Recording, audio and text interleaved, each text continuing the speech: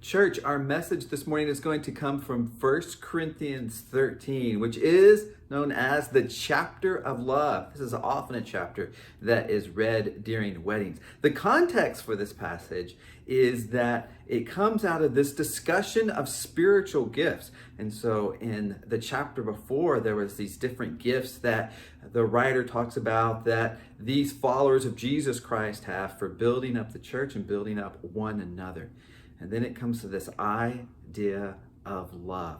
And what we're going to see is that while these gifts are great, if they are not used without love, then they are of no value whatsoever.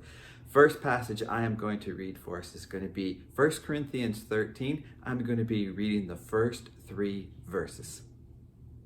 If I speak in the tongues of men or of angels, but do not have love, I am only a resounding gong or a clanging cymbal. If I have the gift of prophecy and can fathom all the mysteries and all knowledge, and if I have faith that can move mountains, but do not have love, I am nothing.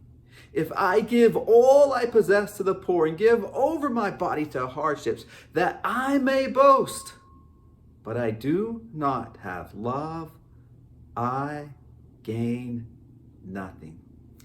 The idea coming through here is that love is a tool, and love is this tool that God gives us to serve others. And sure, we have these other gifts and other abilities, but if they are not used in love, then they are not being used correctly.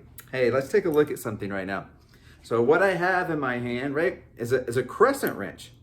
Right? And a crescent wrench has some different tools, doesn't it? You know, you can adjust it. You know, I've got like a bolt here. Suppose I wanted to get the bolt. I could get that wrench on there and adjust it and do just the right thing. Yeah, that's what a crescent wrench is for. But see, you know, a crescent wrench, right? It's not meant to help my vision, right? It's not like a hairbrush. You know, it's not something that I can shave with. No. A crescent wrench, right, is for things like getting this bolt loosened or tightened. And if we don't use it correctly, then we have no value from it, right? In the same way, the gifts that God has given us, be it with a prophecy or understanding or faith or whatever it might be, if they are not used with love, then they are not being used correctly. Because without love, our gifts become a misused tool. First big point that I want us to see today is this. Right? Love guides us. In whatever we're doing for the church, whatever we're doing for the people next to us, however we're caring for people, however we're using the gifts that God has given us, we need to allow this to happen. Let love guide us. The second part of our message, we're going to see how the love that God calls us to is so different than what we experience in the world around us. This love, that idea that we hear and we've thrown around, and what does it mean to love? And so often, what we hear around us isn't the same thing that God calls us to. If I was to tell you what we often hear is this idea of love. It's kind of like a sharing idea, you know, and I feel like it's kind of like this right here, you know, and so here's you, and you got a little something, and you're just gonna, you know, you give, right? You give, and you know, maybe even you give a lot to other people. You're just one of those people, and you give a lot, and it's kind of the idea that, you know, you give now, and they need, but you know, a little later they're gonna turn around and they're gonna give it back to you. And it's this idea of we're constantly going back and forth, giving to one another. This idea of kind of like you scratch my back, I scratch yours. And our concept of love is so similar to that. But that is not at all what God calls us to. Nothing quite like that. I'm going to read for us out of 1 Corinthians. I'm beginning in chapter 13, verse 4, and reading through verse 7. Love is patient. Love is kind. It does not envy. It does not boast. It is not proud. It does not dishonor others. It is not self-seeking. It is not easily angered. It keeps no record of wrongs. Love does not delight in evil, but rejoices with the truth. It always protects, always trusts, always hopes, always perseveres. This love that God calls us to is never self-seeking. It is never for our own advantage. It is a love that keeps no record of wrongs. As many times as it gets abused, as many times as we love others and they don't give it back, it just simply lets all of that go. It is a love that is described here that always perseveres, always keeps going, no matter the obstacles that might be faced. Our love continues on. Here's what we're going to find. If that we truly love people the way that God has called us to, we are going to find ourselves constantly giving and giving and giving, never with the thought of what we give back. We give and we don't worry about what comes back to us. People around us will say, "That's crazy. Why would you do something like that? Why would you allow yourself to be taken advantage of?" Because absolutely you will be taken advantage of. There will be people who say, oh, look at that. There's a sucker born every minute, isn't there? And there's a sucker right there. We'll just keep going back over and over. But God says, always persevere. Never self-seeking. Never easily angered. Never dishonoring to others. Never with envy, but always with patience. Always with kindness. Always protecting and trusting and hoping. Never giving up. And if we love like that, what we are going to find is that we are going to find, it's coming up, that love empties us. That's what it does. Love empties us, because the love that God calls us to is that God says, whatever you have, find someone else, and give it all away. Give it all away until there's nothing left for you. So what are we going to do? What are we going to do when we empty out ourselves? There is only one thing for us to do when we do that. It's allow God to come in and to fill us up. To fill us up with the living water that is Jesus Christ. And whatever we get from God, what do? We're going to turn around and give it away some more. And we keep going through this over and over again, constantly emptying ourselves out so that there's nothing left. And when we find ourselves in the nothingness, then we experience the fullness of God. Will we do that? Will we allow ourselves to be truly emptied out?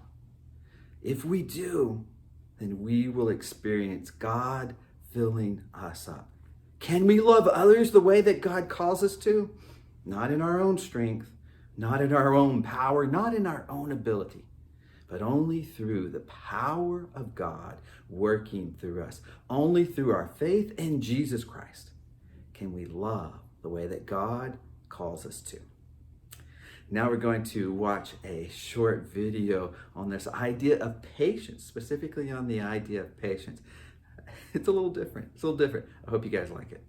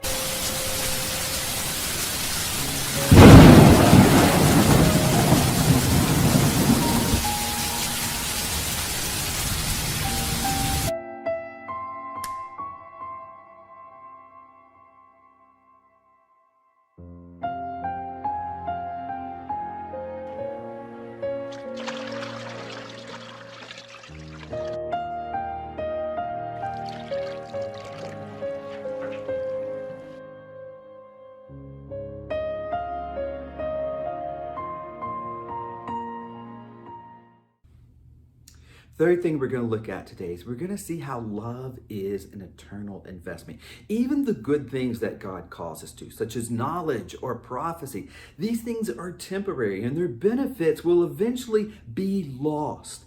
But this passage out of 1 Corinthians reminds us that the love that we do is an eternal investment that will never be lost, that will continue on throughout all of time. I'm going to continue reading for us out of 1 Corinthians 13. I'm going to begin in verse 8. Love never fails, but where there are prophecies, they will cease.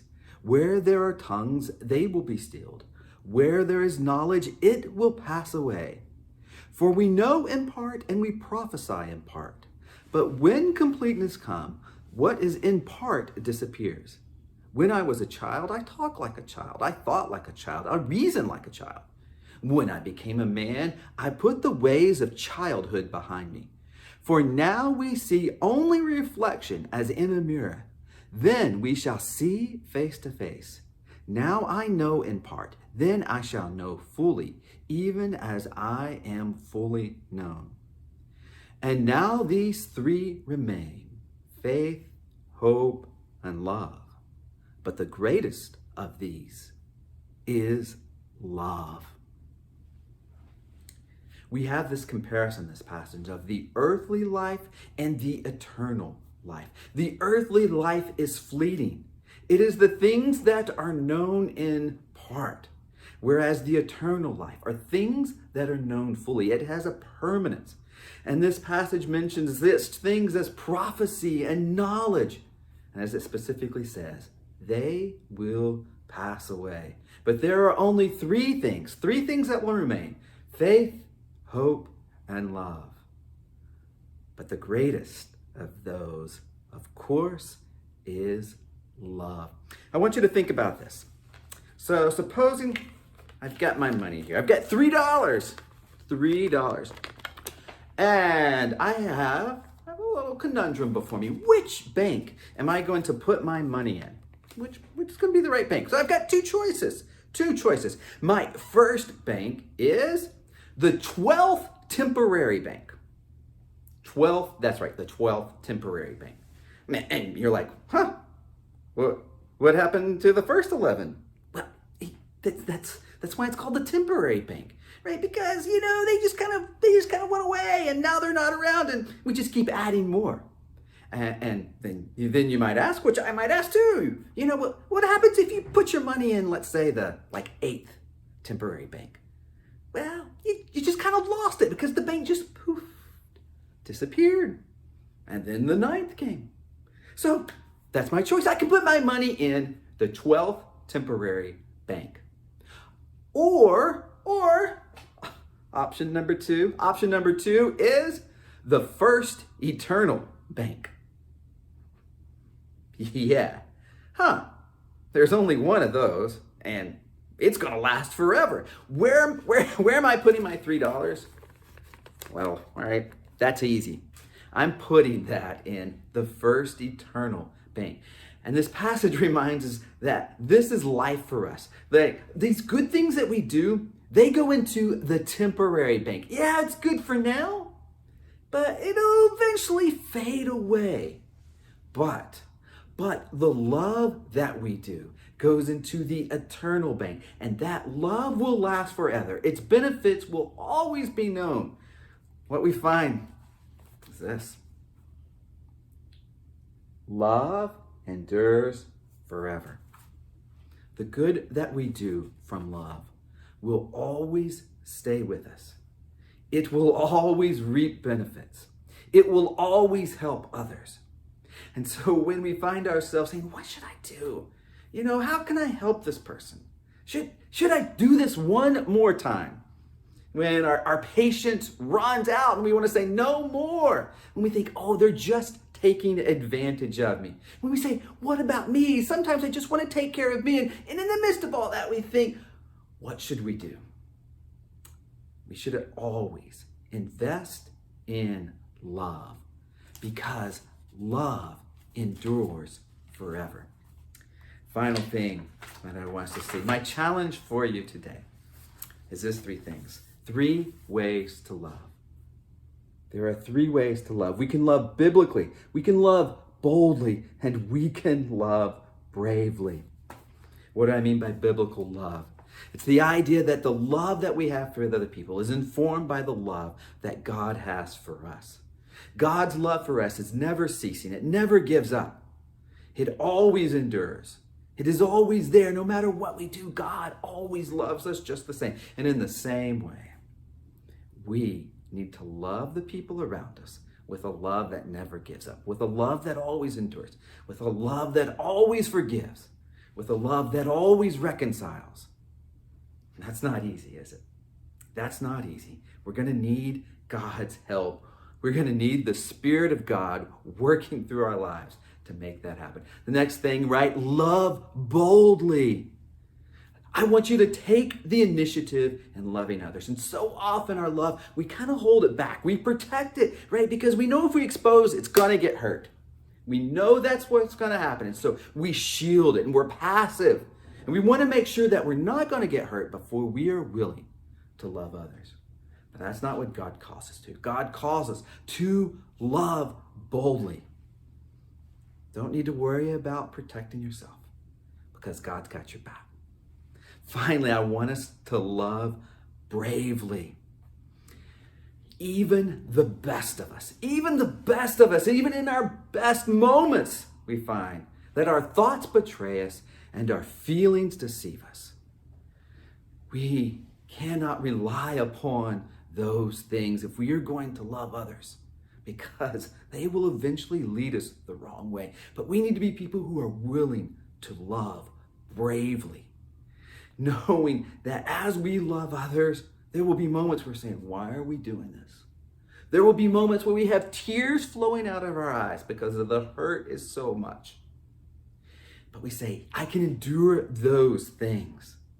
I can endure the pain that will come with loving others because I can love bravely. And how am I going to love bravely? Once again, it's the Spirit of God working through us. Through our own strength, we will never do it.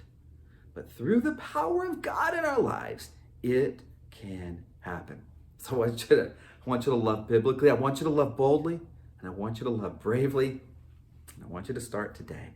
All right? No reason to wait till tomorrow. No reason to wait till this evening. Don't even wait till this afternoon. Start this morning. We're going to listen to 1 Corinthians 13 one more time. And so I want you to listen there and reflect upon these words as you hear this passage again. If I speak in the tongues of men and of angels, but have not love, I am only a resounding gong or a clanging cymbal. If I have the gift of prophecy and can fathom all mysteries and all knowledge, and if I have a faith that can move mountains, but have not love, I am nothing. If I give all I possess to the poor and surrender my body to the flames, but have not love, I gain nothing. Love is patient. Love is kind. It does not envy. It does not boast. It is not proud. It is not rude. It is not self-seeking. It is not easily angered. It keeps no record of wrongs. Love does not delight in evil, but rejoices with the truth. It always protects, always trusts, always hopes, always perseveres. Love never fails. But where there are prophecies, they will cease. Where there are tongues, they will be stilled. Where there is knowledge, it will pass away. For we know in part, and we prophesy in part. But when perfection comes, the imperfect disappears. When I was a child, I talked like a child, I thought like a child, I reasoned like a child. When I became a man, I put childish ways behind me. Now we see but a poor reflection as in a mirror. Then we shall see face to face. Now I know in part, then I shall know fully, even as I am fully known. And now these three remain: faith, hope, and love.